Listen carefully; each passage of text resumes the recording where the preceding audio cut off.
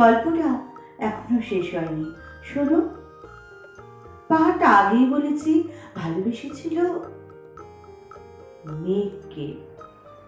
আর মেঘ কিভাবে শুকনো খটখটে পাহাড়টাকে বানিয়ে তুলেছিল 26 বছরের ছোকরা, সে তো আগেই শুনেছ।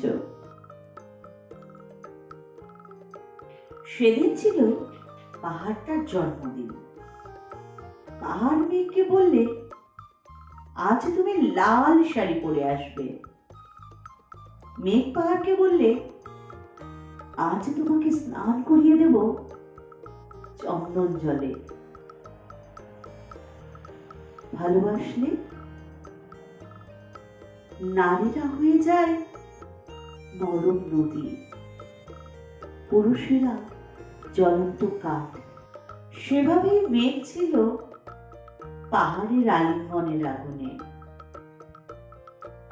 পাহাড় ছিল মেঘের ঢেউ জলে।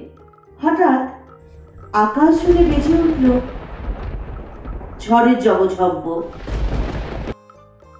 ঝাঁকড়া চুল উড়িয়ে চিন্তায় বুকেতে ছুটে এলো এক ঝাও খাওয়া। মেঘের আঁচলে টান মেরে বলল, ওর ছুরি, তোর বিয়ে। এখনো শেষ হয়নি গল্পটা। বজ্রের সঙ্গে মেঘের বিয়েটা হয়ে গেল ঠিকই, কিন্তু পাহাড়কে সে কোনো দিনই ভুলতে পারল না। বিশ্বাস না হয়তো চিনে দেখতে পারো পাহাড়টার হাড় পাঁজর। ভিতরে থই থই করছে শত ঝর্ণার জল।